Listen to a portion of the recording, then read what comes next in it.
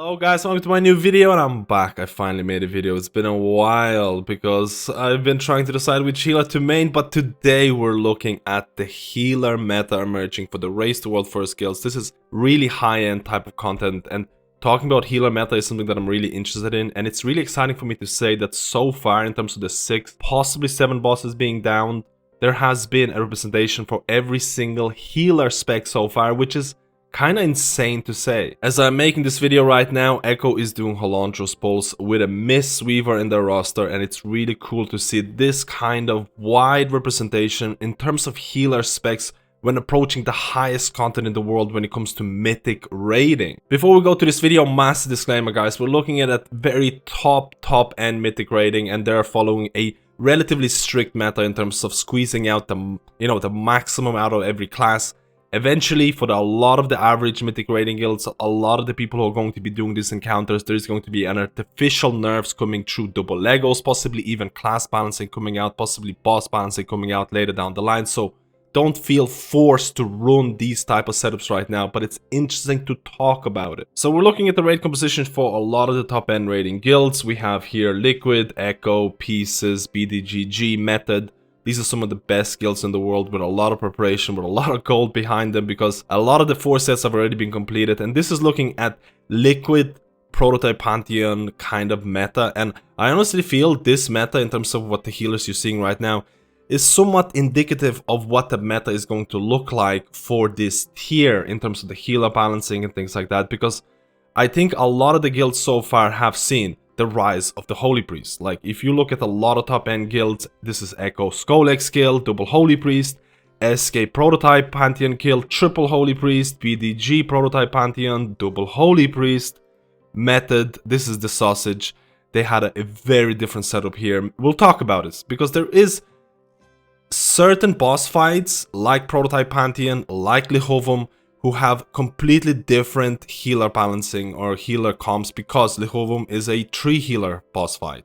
And a lot of the guilds end up going with a Holy Paladin, Discipline Priest, and Holy Priest. Actually, when I look about this, I think every single guild went with the exact same comp for Lihovum. Holy Priest, Discipline Priest, and Holy Paladin. BDGG, let's see, Lihovum, the exact same thing. So there has been some sort of, people have been copying comps, people have been copying what works for other guilds, because it's going to give them advantage. But don't feel forced to run this comp. So why is Holy Priest rising? What's happening with Holy Priest? Why all of a sudden a lot of people are running Holy Priest? Let's go and check it out. So before we even go to my Holy Priest and look at the 4 set, look at the different things that empower your single target healing, your splash healing, and things like that. One of the biggest things that's happening in the new raid is the fact that there is a lot of rot type of damage patterns. So if you played in Sanctum of Domination, you know there's quite a few bosses that have, let's call it, a big boom ability. In the next 2, 3, 4 seconds, there's going to be a huge raid-wide AoE damage, and you're either going to survive it or barely survive it. And all of a sudden, damage reduction, Discipline Priest, shields, and things like that became really mandatory, to some extent very popular. Now, in the new raid, we're seeing a lot more of, hey, there's going to be a huge amount of damage coming in the next couple of seconds. It's going to happen over time. People are going to require a huge amount of healing, but it's not going to come in terms of one big explosion rather than a prolonged period of time. And this is relevant for a lot of the bosses so far. If you look at things like Skolex, if you look at Zymox, if you look at Prototype, if you look at the Sausage, all of these bosses have some sort of dot ability that happens for 10-15 seconds, and you need to provide a lot of healing. Rot type of damage patterns right now have been really popular, and we'll have to see how the later bosses are going to, like, what Jailer is going to be like and things like that. So again, the meta can change, but right now you might ask yourself, or you might ask me, MadSkillz, Holy Priest it's not really regarded as a hot or heal over time healer. Resto Druid is the one that provides hots and things like that. Holy Priest, majority of abilities are going to work with your mastery. It's going to provide a mastery hot. So to some extent, you could say that Holy Priest also has a lot of heal over time abilities because of how their mastery works, on top of the fact that Holy Priest received a plethora of buffs.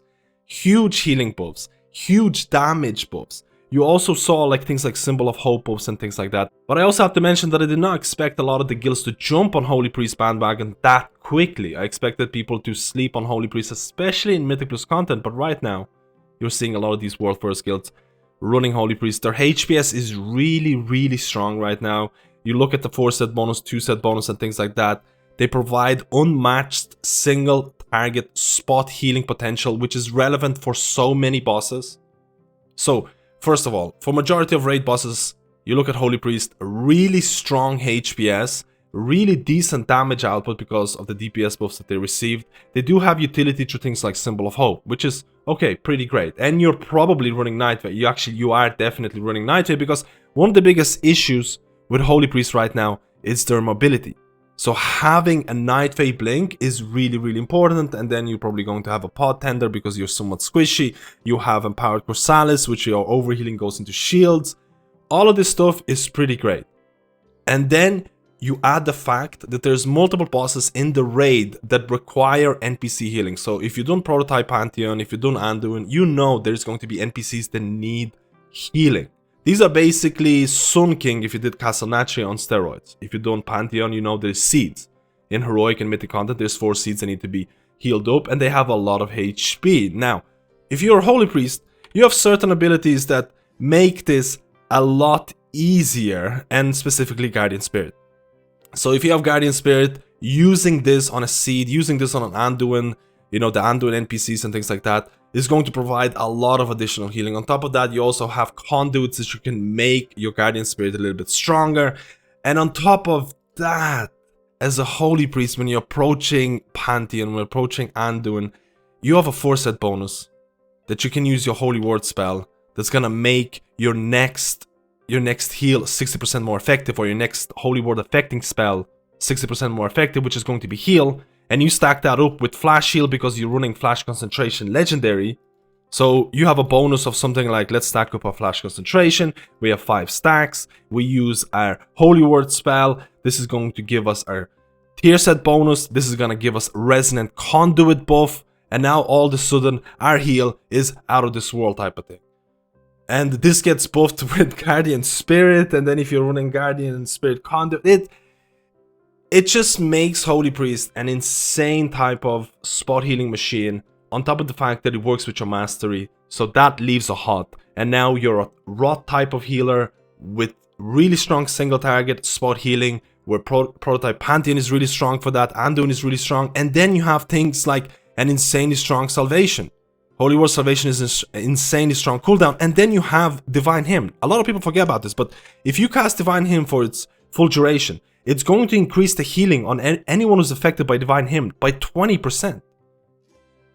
So Divine Hymn is not only a HPS throughput cooldown, but it's also going to increase the overall raid's HPS by a substantial amount.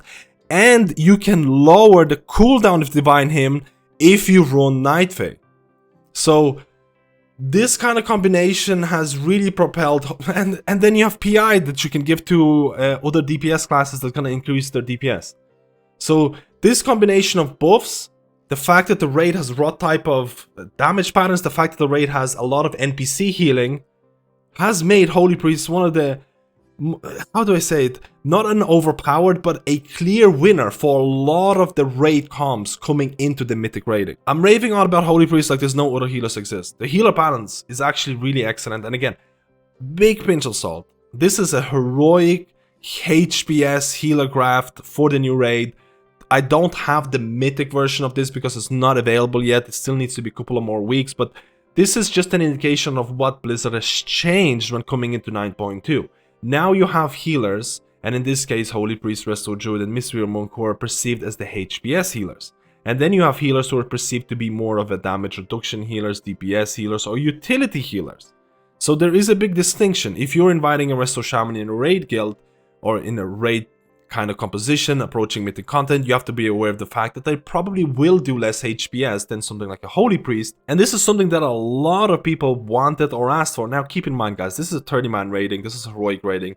In 20-man raiding, there's going to be, I feel like a lot of these healers will fall in terms of HPS, and a lot of these healers might rise as well, especially like a Holy Paladin who's running Ashen or Ventier, and they can really optimize their Ashen. They can do really good healing. So there are exceptions to this rule, but statistically speaking, or generally speaking, HPS healers utility, damage reduction, DPS healers. And this is what we're seeing right now. Now, does that mean, we talked about Holy Priest, does that mean you cannot bring a Resto Druid? Like, if you look at the raid compositions, a lot of people brought in Resto Druids. There's going to be double legendaries opening very soon, and Resto Druid has a lot of benefit from double legendaries. There's a lot of synergy from it. A lot of people did bring in a Resto Druid, and I think there is a lot of fights where Resto Druid can do really well. To the same extent that there has been some guilds, especially meta, who brought in a Resto Shaman.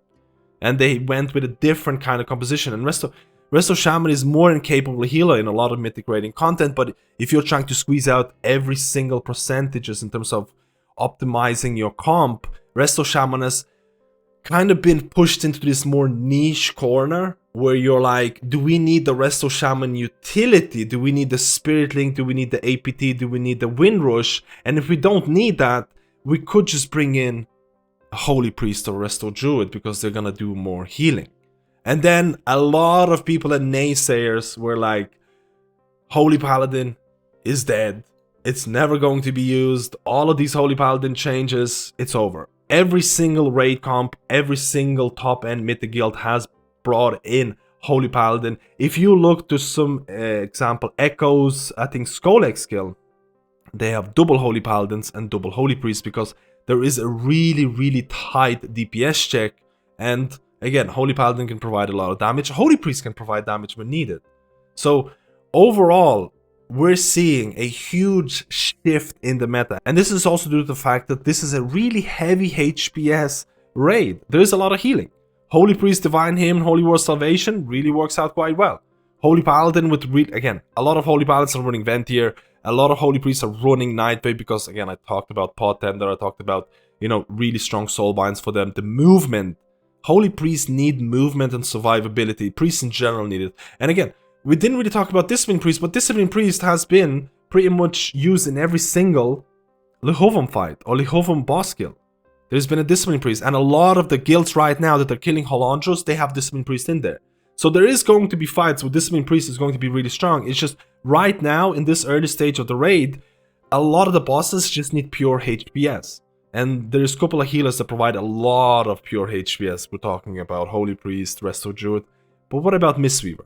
Now, Mistweaver has not seen as much top-end tier raid guild participation as I expected initially because Mistweaver can provide really good amount of HPS. We looked at the logs for Heroic Raid. They're pretty much on par with everything else. Again, this is Heroic Raid. I need to big pinch of salt. But Echo is using, for Holandros, they're using a Mistweaver.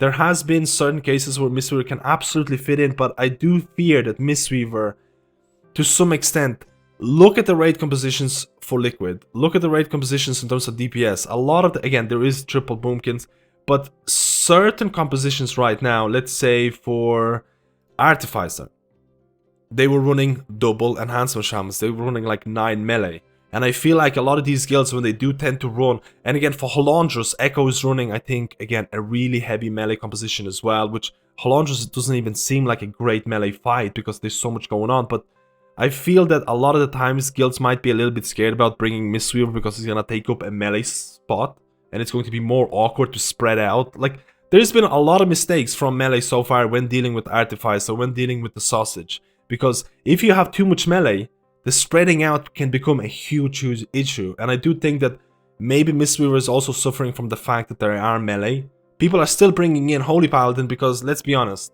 Ashen, as long as Ashen exists for Holy Paladin is pretty much going to have a spot in any raiding group because Ashen just is, it's such an insane ability. So without this video getting too long, guys, my general consensus is this, is that the healing balance right now, you can play any healer that you want and you can bring substantial amount of utility and value to your party depending on what your raid comp is. Again, I didn't mention Mistweaver monks. A lot of the times the Mystic Touch of 5% debuff is going to be brought in from something like a Brewmaster monk. But if you don't have a Brewmaster monk in your guild, or if you don't have any monk in your guild, bringing a Mistweaver is going to be insane value. So there's nothing wrong with playing a Mistweaver. There's nothing wrong with playing any single healer right now. I can unironically say, bring the player, not the class. Now, there are some exceptions to this rule when it comes to fights like Prototype Pantheon, when it probably is going to come down to Anduin as well, where you have NPC healing, and again, Holy Priests have a decent advantage when it comes to NPC healing, when it comes to healing the seeds, when it comes like the single target healing, the splash healing, the spot healing that they provide is kind of insane. And this is why SK Pieces, if you look at Prototype Pantheon, they brought in 3 Holy Priests for that because it's just so strong. But I am generally quite happy about the healer balance so far. I'm quite happy to see healers that were underrepresented for a really long time, and that includes Holy Priests and Resto Druids making a good comeback. I do feel that Mistweavers are still very much viable. You can play a Mistweaver, you can have a good time and things like that. I am a little bit sad about the Ventier nerf that happened before 9.2. It was kind of overpowered. Now Resto Shaman has kind of fallen into a bit more of a utility role, but if you're a really good Resto Shaman, you're gonna do well. You're gonna do good HPS. You're gonna provide enough to your raid. Don't feel too bad if you're a Restoration Shaman right now and you're seeing these kills. And again, this is top end mythic raiding. At the end of the day, Resto Shaman still provides a bunch of utility, can do good healing, and their DPS can skyrocket with double legendaries depending on which combo you're going to run. Holy Paladin, no matter what happens, if Ashen still exists, Ashen is going to be a very strong option. And again, Holy Paladin still provides Aura, you know, Diva Aura, Aura Mastery combination, 15% damage reduction, 12% if you count in the Diva Aura passive. But it is a strong healer. It is still used, and Discipline Priest is going to find more usages in Mythic Raid when there's going to be certain fights that fit their kind of healing pattern, especially when you're going to get the double legendary in 4 set, and I think more priests are going to go Ventier and try out Ventier. I think it's going to be really, really fun. Again, there are already certain fights where Discipline Priest is emerging as the winner. Lihovum is one of them. Every single top-end guild included Discipline Priest for Lihovum. Every single top-end guild is running Discipline Priest for Halandrus right now. So some of the harder fights are seeing Discipline. So what can I say? Healer balance is really, really cool. And all of a sudden, a lot of the unrepresented healers are rising. Guys, let me know how you feel about this. Let me know how you feel about the healer balance emerging for the last couple of bosses. Again, I usually make this video when the last boss has been killed, but this tier is going to last a lot longer, so I feel this deserves multiple videos. Let me know how you feel about it. Let me know which healer you're maining, and I'll see you in my next video.